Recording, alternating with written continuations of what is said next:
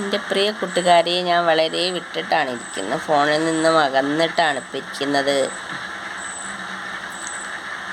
ഞാൻ ഫോൺ എങ്ങനെ പിടിച്ചിരുന്നാലും ഈ പ്രകാശം എൻ്റെ അടുത്ത് വരുന്നുള്ളത് സത്യമാണ്.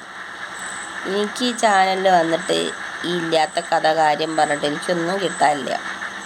പിന്നെ ഈ ചാനലിൽ, അതായത് എൻ്റെ ഫസ്റ്റ് ചാനലിൽ വന്ന അതിൽ തന്നെ ഞാൻ കയറി വന്നത് അതിനൊരു കാരണമുണ്ട്. കാരണം ആ ചാനൽ അധികം എന്താ പറയുക, ദൈവിക ശക്തികളൊക്കെ ഇല്ലാത്ത ദൈവിക ശക്തികൾ ഉണ്ടാക്കിയിട്ട് കോപ്രായം കാട്ടുന്ന കുറേ ആളുകളെ വീഡിയോ ആണ് ആ ചാനലിൽ പൊതുവായിട്ട് വരാറ്.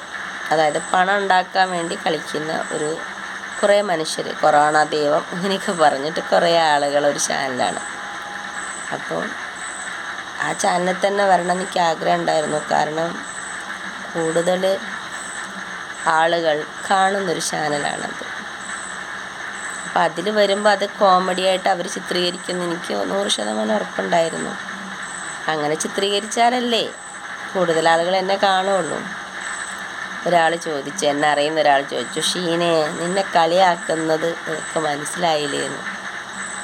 അവരോട് പറയാൻ ഞാൻ എന്നെ കളിയാക്കുന്നത്, അവർ എന്നോട് പല ചോദ്യങ്ങളും ചോദിച്ചിട്ട് ദേവിയാണോ നീ എന്ന് ചോദിച്ചിട്ട് ഞാനതിന് ഒരു പൊട്ടത്തര ഉത്തരവും ഞാൻ പറഞ്ഞിട്ടില്ല. വെട്ടമേ വാന്ന് പറഞ്ഞ് വിളിക്കുക മാത്രമാണ് ചെയ്തത്.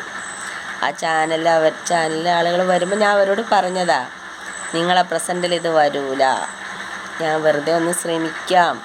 കാരണം അങ്ങനെ ശ്രമിക്കുമ്പോഴല്ലേ അവർക്ക് ഇതെന്താണെന്ന് പറഞ്ഞിട്ട് ഒരു വീഡിയോ എടുക്കാൻ അവർക്ക് പറ്റൂ. എനിക്കറിയാം അതെൻ്റെ വീടല്ല, അതെൻ്റെ ചേച്ചീൻ്റെ വീട്ടിൽ നിന്നാണ് എടുത്തത്. അതെൻ്റെ വീടല്ല. എൻ്റെ വീട് ബേപ്പൂരിലേക്ക് പോകുന്ന വഴിയാണ്. ചേനത്ത് സ്കൊണ്ട് അവിടെയാണ് എൻ്റെ വീട് നിൽക്കുന്നത്. പിന്നെ വേറെ ആളുകൾ പറഞ്ഞു, കുറച്ച് കമൻ്റ് ഇട്ടു കടപ്പുറത്തുള്ള ആളുകളെ പറ്റിയിട്ട്. കടലില്ലേന്ന് അങ്ങനെ എന്തോന്ന് പറഞ്ഞൊരു കമൻ്റ് കണ്ടു. പക്ഷെ ഒരു കാര്യം പറയാം, കടപ്പുറത്താണ് കൂടുതലും മനുഷ്യ സ്നേഹമുള്ള മനുഷ്യർ ഉള്ളത്. നല്ല സ്നേഹമുള്ള മനുഷ്യരാണ് അവിടെ ഉള്ളത്.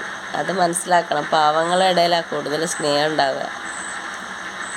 നമ്മളൊരു കടപ്പുറത്ത് ആ ഭാഗത്ത് നമ്മളൊന്ന് തലചുറ്റി വീണാൽ എല്ലാവരും ഓടിക്കൂടും. അതേസമയം വലിയ വലിയ വീടുകളുള്ള ഒരു റോഡിൽ നമ്മൾ ചുറ്റി വീണാൽ ചിലപ്പോൾ മണിക്കൂറുകളോളം ആരും അറിയില്ല. നമ്മളെ കണ്ടാൽ പോലും ചിലപ്പോൾ ആരും തിരിഞ്ഞു വെക്കില്ല. അതുകൊണ്ട് പാവപ്പെട്ട ആളുകൾ താമസിക്കുന്ന ഏരിയകളിലാണ് കൂടുതൽ സ്നേഹം ബന്ധങ്ങൾ ഉണ്ടാവുക. അത് മനസ്സിലാക്കുക കമൻ്റ് ഇട്ട ആൾ.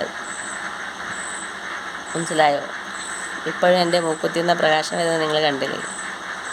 ഞാൻ എൻ്റെ ഫോണിൽ നിന്ന് കുറച്ച് വിട്ടിട്ടാണ് പിടിച്ചിരിക്കുന്നത്. പിന്നെ എൻ്റെ കണ്ണിന് പ്രശ്നമുണ്ടെന്ന് കുറേ ആളുകൾ പറഞ്ഞു. എൻ്റെ കണ്ണിന് പ്രശ്നമുണ്ടെങ്കിൽ അതെൻ്റെ കാഴ്ച വ്യത്യാസം ഉണ്ടാവും. ഈ മൂക്കുത്തി വെളിച്ചവും എൻ്റെ കണ്ണും തമ്മിൽ യാതൊരു ബന്ധവുമില്ല. പിന്നെ സന്ധ്യാസമയത്താണ് ഞാൻ പ്രാർത്ഥന കഴിഞ്ഞിട്ട് ഈ വെട്ടത്തിനോട് അധികം സംസാരിക്കുക. കാരണം ഇതൊരു പ്രകാശമാണ്, എൻ്റെ അടുത്തേക്ക് വരുന്നൊരു പ്രകാശമാണിത്. ദിവ്യമായ തേജസ്, പ്രപഞ്ചത്തിലെ വലിയൊരു ശക്തിയാണത്. ഒരു കാര്യം ഞാൻ നിങ്ങളോട് പറയാം, ഇത് കേൾക്കുന്നവരോട്.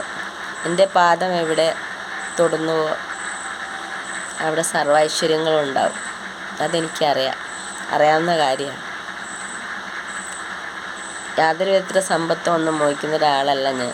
എന്നെക്കൊണ്ട് പല ആളുകൾക്കും എന്തൊക്കെയോ ഉപകാരങ്ങൾ കിട്ടാണ്ട്, അത്രയും എനിക്കറിയുള്ളൂ. മനസ്സിലായോ?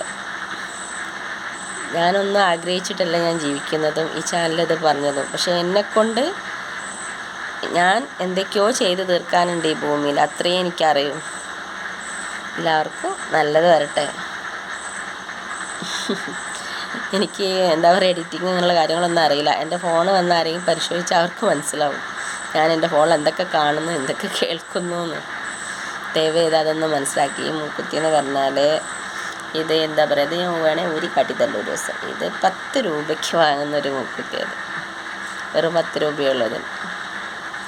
നിങ്ങൾ 10 രൂപൻ്റെ ഒരു മൂക്കുത്തി വാങ്ങി മൂക്കിലിട്ടിട്ട് ഫോൺ വെച്ച് ഇങ്ങനെ പിടിച്ച് നോക്കും. അപ്പം അറിയാലോ സത്യം. എൻ്റെ മനസ്സ് നിങ്ങളെ സാധാരണ എല്ലാവരെ പോലെയല്ല. ഒരുപാട് കുട്ടിക്കാലം മുതൽ എനിക്ക് ഒരുപാട് പ്രത്യേകത ഉള്ള ആളാണ് ഞാൻ. അതൊക്കെ എല്ലാവരോടും പറയണമെന്നുണ്ട്. ഏതെങ്കിലും ചാനലുകാർ വന്നാൽ ഞാൻ പറയണമായിരിക്കും. സത്യസന്ധമായിട്ട് ഞാനിടുന്ന കാര്യങ്ങൾ, പറയുന്ന കാര്യങ്ങൾ ഇടാൻ തയ്യാറായിട്ട് ആരെയും വരികയാണെങ്കിൽ തീർച്ചയായിട്ടും പറയുന്നതായിരിക്കും.